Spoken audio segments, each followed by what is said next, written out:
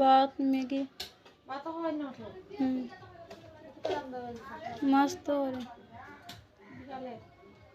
60 টুকরা মাছ তো তরকারি বানাইছি আমি তো কে এনেছে তরকারি ভালো লাগে না সেটা খাইতে পারা বউ দিছে খাইতে আয় বউ দিছে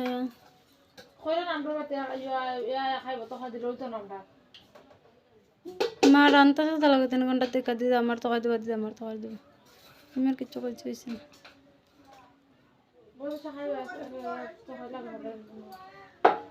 আর ওই মাত্র 60 টুকরা